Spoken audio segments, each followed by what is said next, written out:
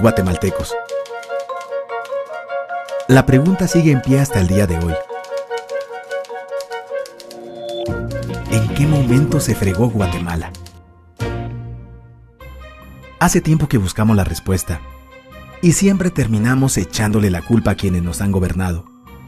Es más fácil decir que Guatemala se hundió desde Manuel Estrada Cabrera y su negociación con los gringos y la United Fruit Company, porque el presidente Jorge Ubico era un dictador y un tirano, o que si Jacobo Arbenz y su ley de la reforma agraria, que por los constantes golpes de Estado y los gobiernos militares, o por la guerra o por la paz, o porque a Cerezo le gustaba el desorden y el relajo, por culpa del Serranazo, que pretendía la disolución del Congreso y manipular los tribunales electorales y de justicia, o que si Arzu vendió Guatel, o por el descaro de Portillo, o que si Berché no hizo nada, o que si en el Congreso se clavaron los 82 millones, por culpa de la mayoría de la clase política que gobernó y gobierna Guatemala, y que continúa en el escándalo y la corrupción.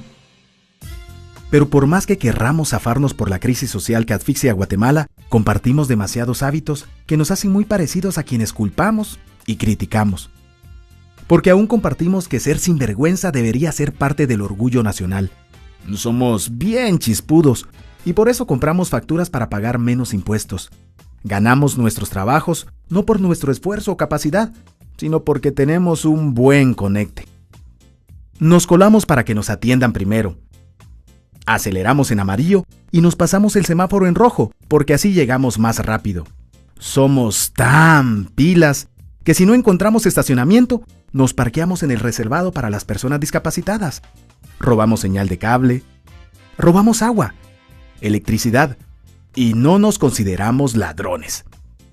Reclamamos justicia y que no haya corrupción, pero le damos mordida a un policía para no tener problemas, o al juez para que abogue por nuestra causa.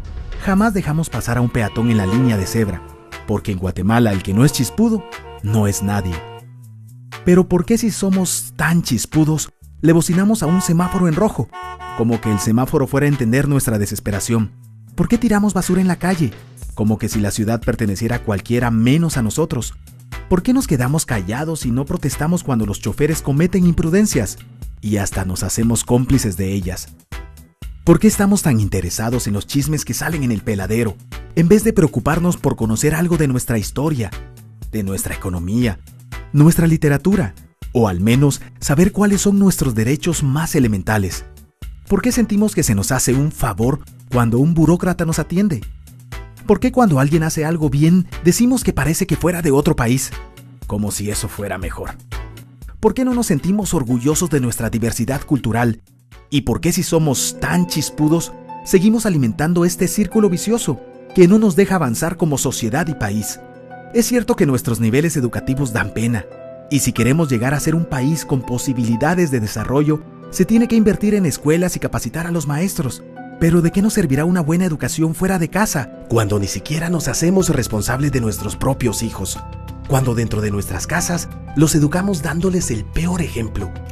Es cierto que se necesitan medidas urgentes para frenar la ola de violencia y delincuencia que azota al país, pero ¿de qué nos servirá pacificar las calles, cuando en nuestros hogares la violencia física y psicológica parece haberse institucionalizado? Es cierto que se necesita mejorar nuestro sistema judicial, pero ¿de qué servirá lograrlo cuando la mayoría de nosotros sigue avalando la ley del más fuerte, del más rico, del más vivo? Es cierto que para reducir los conflictos sociales se requiere del diálogo, pero ¿de qué nos servirá ese diálogo si seguimos pensando que dialogar es imponer nuestras ideas y no escuchar al que piensa diferente que nosotros? Es cierto que necesitamos que todos tengamos las mismas oportunidades, pero ¿de qué nos servirán proyectos y programas de igualdad y justicia si hasta el día de hoy añoramos ser quienes no somos y nos avergonzamos de nuestras mismas diferencias? O lo que es peor, nos sentimos superiores por estas diferencias. Es cierto, es mucho más fácil echarle la culpa de absolutamente todo a nuestros gobernantes, pero la realidad es que Guatemala se hunde en exacta proporción a esa viveza que alimentamos todos día tras día, a esa horrenda y famosa comparación que se nos hace con la cultura chapina de la olla de cangrejos. Si somos nosotros la materia prima con la que se hace este país, y si no corregimos nuestros hábitos, nuestras costumbres, Si nuestra materia prima sigue adulterada, cualquier producto que hagamos saldrá también adulterado.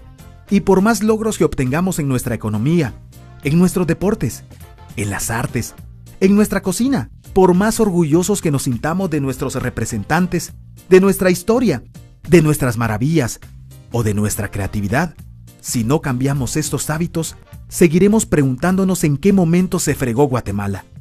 Yo ya estoy harto de esa pregunta. Estoy harto de ver cómo un país con tantas posibilidades y oportunidades, con tantas riquezas naturales y con tanta historia, tenga que seguir viviendo en el subdesarrollo, solo porque no nos creemos capaces de vivir de otra manera.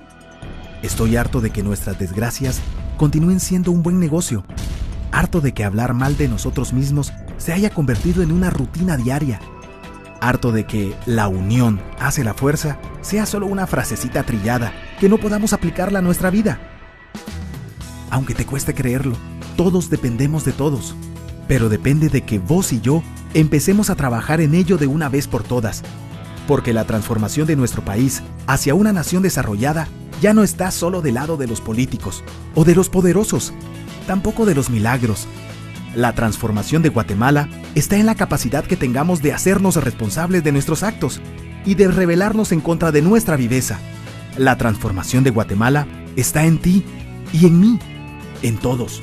Está en nuestras instituciones y en la posibilidad de trabajar unidos con un compromiso verdadero. ¿Qué pasaría si cambiamos la pregunta?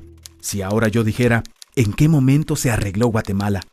Aunque te parezca una pregunta ilógica, tenemos que creer en ella. La respuesta está en nuestras manos. Todos dependemos de todos.